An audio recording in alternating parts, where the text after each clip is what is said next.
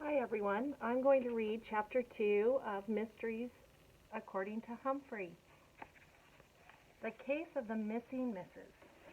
I'm always excited for the start of a new day in room 26, but the next morning I could hardly wait to hear Mrs. Brisbane read more about Sherlock Holmes. I waited for the key to turn in the door and for Mrs. Brisbane to bustle into the classroom. I waited for the bell to ring and for my friends to arrive. I waited and waited and waited some more. In fact, I waited so long the bell rang, but nobody came in. I knew it wasn't Saturday. I never spend Saturdays at school because I go home with one of my classmates on the weekends. Sometimes I go home with Mrs. Brisbane. Either way, I have a hamsterific good time. Og usually stays in room 26 on the weekends, which must be lonely for him. Poor frog. Og, something's wrong, I squeaked loudly to my neighbor. Boing, boing, boing, boing, boing, he replied. He sounded as worried as I was. I could see some of my friends' faces looking through the window in the door. Humphrey, let us in, I heard Simon's muffled voice calling. It was the only time in my life I wished I wasn't a hamster, so I could be big enough to open that door. Long after the bell rang, I finally heard some jiggling and joggling, and the door swung open at last. But Mrs. Brisbane wasn't the human opening the door. It was our principal, Mr. Morales. Behind him were my fellow students. Come on in, boys and girls, he said. Mr. Morales is the most important person at Longfellow School because he's in charge of everything. He was wearing a tie with tiny little question marks all over it. He had lots of interesting ties. Take your seats, he said. My fellow students were worried too, I could tell, because they were quieter than usual. I guess that was a clue. It looks as if Mrs. Brisbane is going to be late, he said. We're trying to reach her now. Mrs. Brisbane is never late. This was a very pie-whacking morning. I'll take attendance, Mr. Morales said. Holly jumped up and offered to help. Thank you, he said to her, but I think I can handle it. Then he called out names, and each student answered, present in return. Everyone was present except Mrs. Brisbane. Mr. Morales looked uneasy. So what do you usually do first in the morning? Helpful Holly raised her hand. We had homework last night, she said. I can collect it. Thank you, Mr. Morales said. Holly went up and down the aisles collecting the homework. How I wished I could get a look at those 5 mystery words. Everybody turned in a homework sheet except for one person. Forgetful Phoebe. When Holly passed by her table, Phoebe blushed and said, Oh no, I forgot it. I'll bring it tomorrow. As helpful as Holly is, she sometimes gets carried away. That's when I call her too helpful Holly. She frowned and said, You were supposed to bring it today. Mr. Morales stepped forward. It's okay, Holly. We'll straighten things out when Mrs. Brisbane gets here, he said. Whew! I was glad to hear him say that Mrs. Brisbane was coming. Just then the phone in the classroom rang. Mr. Morales said, Oh, and then, I see, and finally, very well, while my classmates were completely quiet. Mr. Morales hung up the phone. Boys and girls, Mrs. Brisbane won't be here today, he said. A substitute is on the way to take care of the class. The last time I'd had a substitute teacher was when Ms. Mack was here, but I didn't know she was a substitute because I didn't know much about school when I first arrived. I've certainly learned a lot since then. Mr. Morales seemed a little confused about what to do next, and he kept looking at his watch. Read to us from The Red-Headed League, I squeaked loudly. My classmates all giggled when they heard me. Mr. Morales walked over to my cage. Oh, so you want to take over the class, Humphrey? He said. I jumped on my wheel and spun it fast. Maybe Humphrey thinks we should do some exercise, Mr. Morales said. That made my classmates giggle even more. Rosie made her wheelchair spin in a circle. I love to spin too, she said, and everybody laughed. Just then the door to the classroom opened and a young man rushed into the room. The first thing I noticed about him was his red hair. I think Sherlock Holmes would have noticed that too. I also saw that he was wearing round glasses, and on his shirt was a big button with writing on it that said, "Give peas a chance." I love any veggies, including peas, so this human and I definitely had something in common. He had a big cloth bag hung over his shoulder, sort of like Santa Claus. It was lumpy and bumpy and way too big for a lunch bag. Mr. Morales stepped forward and shook his hand. "Welcome, I'm the principal," he said. Mr. Morales. "Hi," the young man said. "Ed Edinopoulos." The principal turned to the class and said, "Here's your substitute for today. I expect you give him your full attention." Mr. Morales left, and Mr. Edinopoulos gave us a friendly smile. "Hi, kids," he said. "I know Edinopoulos is a mouthful, so you can call me Mr. E." There were a few giggles, and slow-down Simon repeated the name out loud the way I heard it. Mystery. Mr. E smiled and nodded. "Mystery? That's a good one. Hey, you know my name, but I don't know yours. I'm going to come up and down the aisles, and you tell me who you are." He walked around the students' tables one by one, asking, "What's your name?" He high-fived each student and said something like, "Cool shirt," or "Glad to know you," or "Awesome." "My name is Holly, and I collected the homework this morning." "Too helpful," Holly said when Mr. E got to her.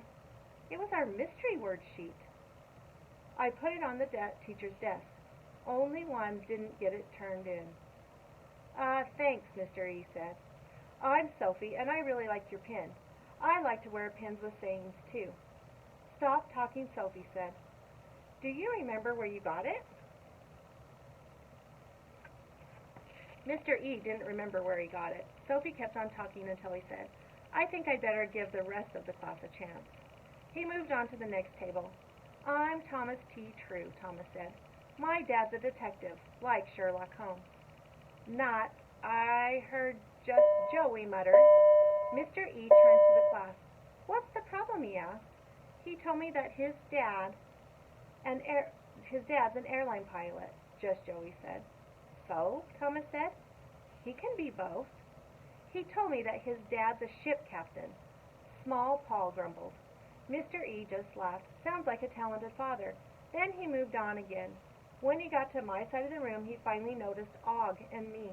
"Whoa," he said. "They are some funny-looking students." I heard some giggles, but I wasn't laughing.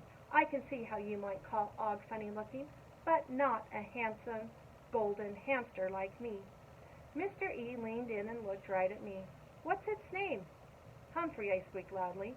"And I'm not an it." "Whoa," he said again. I think he's talking. What is he, a rat? It was clear that this teacher didn't do his homework when it came to animals. Imagine mistaking me for a rat. Luckily, my friends all shouted out, "Hamster! His name is Humphrey," Holly added. Mr. E, cool. Then he turned to Og. "I know this is a frog, right? What's its name?" he asked.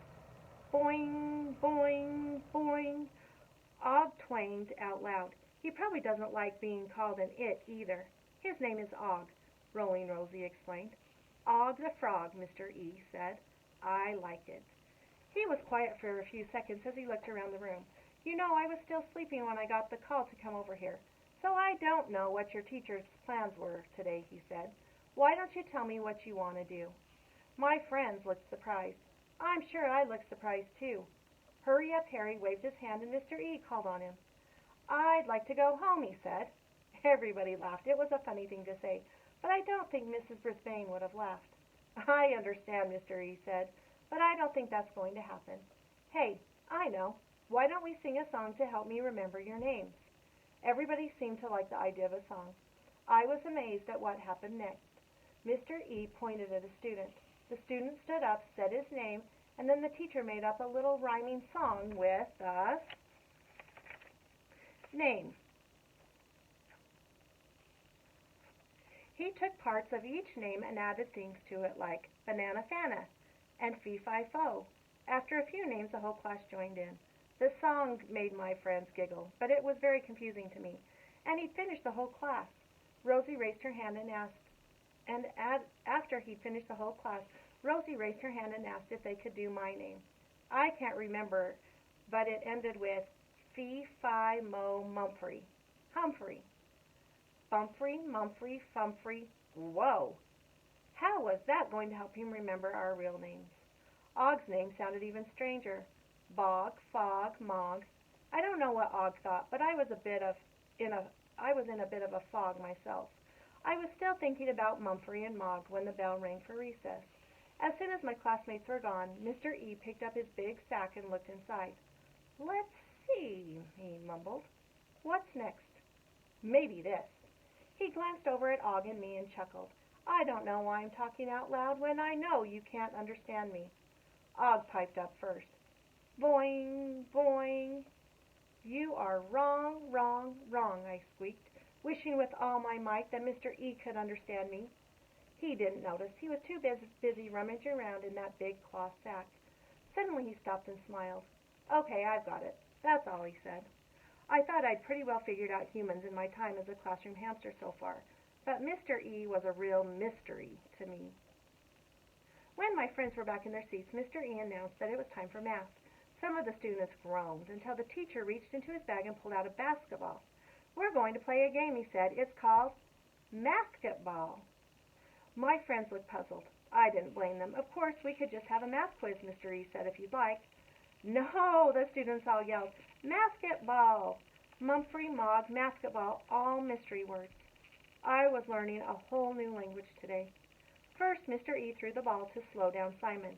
"Quick, 4 plus 4. Simon caught the ball and said 8. "Great," Mr. E said, "but in basketball, instead of saying the answer, you bounce it." Simon looked confused for a second, and then he understood. He bounced the ball 1, 2, 3, 4, 5, 6, 7, 8 times. "That's it," Mr. E told him. "Now throw it back." The teacher caught the ball and threw it to Be Careful Kelsey. 10 minus 5, he said. Kelsey bounced the ball 1, 2, 3, 4, 5 times. "Great," Mr. E said. "Now throw it back to me." Kelsey dropped the ball, and it bounced across the floor. "Careful," Mr. E said as he scooped it up. Just Joey caught the ball next, and when Mr. E said 12 plus 3, Joey bounced it 1, 2, 3, 4, 5, 6, 7, 8, 9, 10, 11, 12, 13, 14, 15 times. I know because I counted. The ball went to Paul G. 6 plus 5, Mr. E said. Tall Paul bounced it 1, 2, 3, 4, 5, 6, 7, 8, 9, 10 times. Then he stopped. "One more time," I squeaked. I guess he didn't hear me. Mr. E gave him another chance, which was nice until Paul got the problem right. As the game went on, the pace went faster and faster, and it got more exciting. It also got louder and louder. And then the door to room 26 swung open. Standing in the doorway was Mrs. Wright. Mr. E looked pretty surprised when he saw her. Hello. Maybe he noticed her whistle. I certainly did. "Hello," he said. It was more of a question than a greeting. "You're the substitute for Mrs. Brisbane?" she asked. "Yep, I'm Mr. E," the substitute said. Mrs. Wright looked puzzled. "Mr. E?" she asked. "That's your name?" Mr. E laughed. "My name is Anomalous, but Mr. E is fine with me." Mrs. Wright frowned. I guess Mr. E wasn't fine with her. "And you are?" Mr. E asked. "Mrs. Wright, the PE teacher." To my great surprise, Mr. E laughed. Mrs. Wright, "I guess you're never wrong." Some of my classmates giggled, but Mrs. Wright wasn't the giggling type. She stepped into the classroom and looked around. "Is that basketball the property of Longfellow School?" she asked. The substitute shook his head. "Nope, I brought it from home." That didn't seem to please Mrs. Wright at all. "You're probably not aware that basketballs are only allowed outside on the playground. No ball playing in the classroom," she said, "and only official Longfellow School equipment is allowed." "Really?" Mr. E seemed surprised. "Really," Mrs. Wright said. "I'm the chairperson of the Committee for School Property. There are safety issues with having a ball in the classroom. And by the way, the noise level in the classroom is unacceptable. I could hear you all the way down the hall." "We were doing math," Mr. E said. "Right, class?" My friends all nodded. Good morning, ladies and Mrs. gentlemen. Wright Welcome back fingered to school. the Welcome whistle, to and I braced Tuesday. myself for an Some of you unspeakable loud reminded noise. me that I forgot Luckily, to do something none very came. important That's yesterday funny, at he the end of the said. day, I and thought that you was were to playing draw for basketball. our question. Mr. E So I'm smiled, so looked sorry at my we're gonna classmates. quickly What do were that we this playing? morning. Basketball, Just to my let you friends know, all we had said. 176 Mrs. Wright kids that answered frowned the even more. question for If chapter that's number possible. 1. Perhaps you could And then do I'm going to math count more and see how quietly many in the answered future, it for she question said. number 2. Of So course, keep I'm sure reading. Mrs. Bain will be back tomorrow. And if you I want to crossed listen my to paw your and hoped that teacher's she was reading, right. Oh, I hope that she was those right. are going Because to be school with recorded, and Mr. they're E was available on making me YouTube, and I put the very, link to very that on our pie-whacked. Facebook page. That means Because confused. I forgot, the kids today are Humphrey's going to get not Dictionary. only a prize, It's not but easy also to a solve the mystery certificate of a to missing person. code. So listen for your name. Especially if Come you to miss that my person back a door whole across lot. from the lunchroom.